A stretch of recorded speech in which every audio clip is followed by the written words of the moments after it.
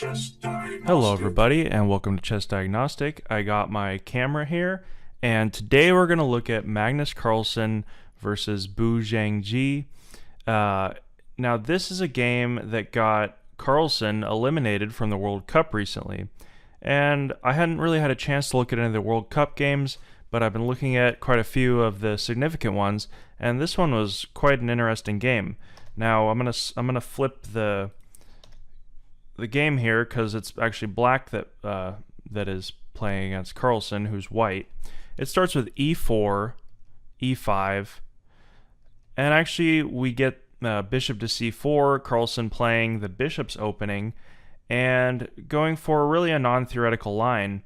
Both players just following normal development, and we actually see quite a boring opening here with knight to f6, d3, knight to c6.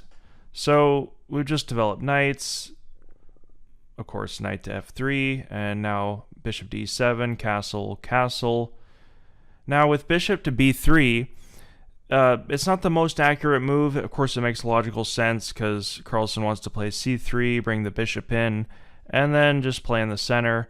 But the computer actually recommends a4, which seems a little more logical, gains space on the queen side, and provides a square for the bishop to go back, because actually on c4 the bishop's the most active it could possibly be.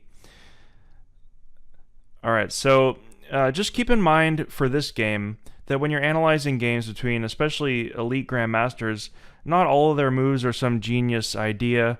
A lot of times they're really psychological in nature, and it's not some genius subtle idea that you couldn't possibly understand. And we see that especially in this game. Of course, Bu comes up with a really brilliant idea, and we'll see that here in a minute. So he just plays d6, preparing to bring that bishop out, and then we see the normal idea, c3, bishop to e6, and now with rook to e1, it looks like black can't play d5 because the e5 pawn would be undefended. But Bu Xiangzhi actually has an idea to create kind of a martial attack type position with a sacrifice, a pawn sacrifice.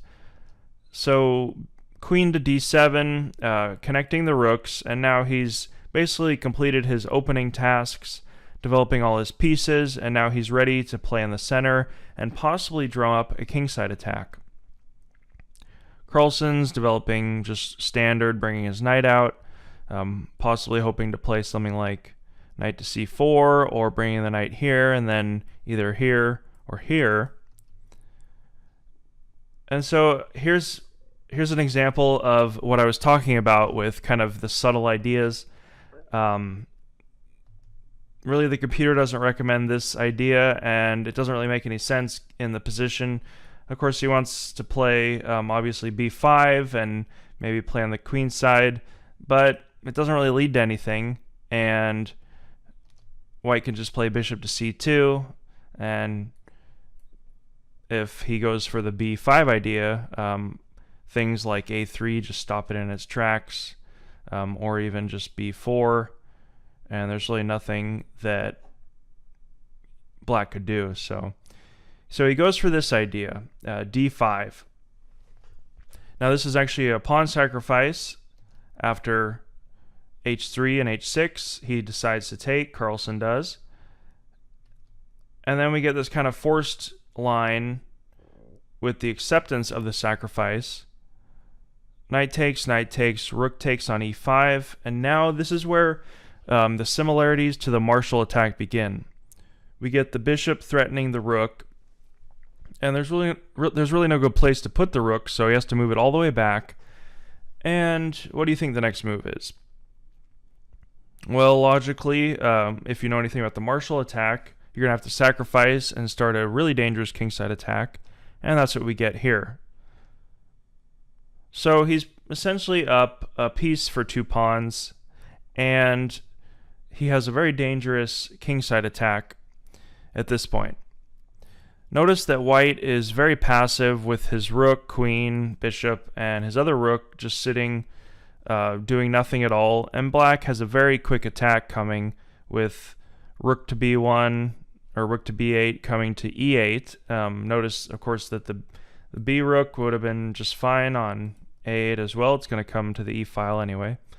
And the idea of f5, f4, or just bringing the rook up to f6 and then resuming his attack.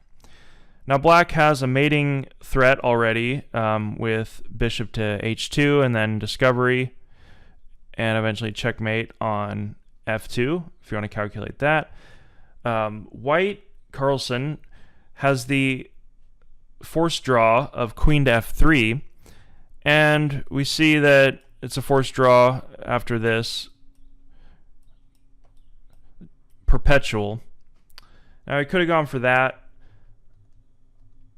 but Carlsen's white and he wanted to win, so we'll go back here. Queen takes, and now we get knight to f1, protecting the h2 square, providing some space for this bishop to get out and hopefully try to hold on.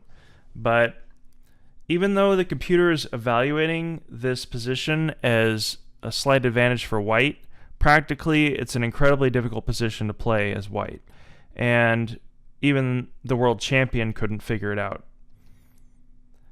So we see what I was talking about with rook from b to e8, and he's going to be playing f5 soon.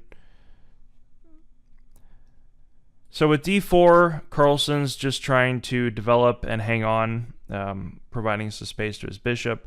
Now the problem with these kind of moves of the knight back and the slow move of the pawn is that he just has no activity of any of his pieces. There's no scope. So even with f5 and bishop to b3 pinning this knight, he just plays c6, and then now he can trade or just resume his attack. So the king moves out of the way, and then Carlsen takes that knight, and we get a trade, and now it almost looks like Carlsen might be able to hang on with the trade of pieces. But the issue still remains of his weak king with no pawn cover, and if we look at a piece count, this rook is not in play at all, so it doesn't really even count. And essentially he's playing with a knight that's very passive, a king that's totally open, so a knight, a bishop, and a queen versus a bishop, a queen, and a rook, and a huge mass of pawns. So with g5, he's really threatening to just tear open everything. And even if he takes here, you can see that with f4, it's pretty much over. Carlsen decides to give material back with moving his knight up, or moving his king up to f2. But after the pawn takes, the queen moves to f3. He really can't move this bishop because he'll be mated otherwise.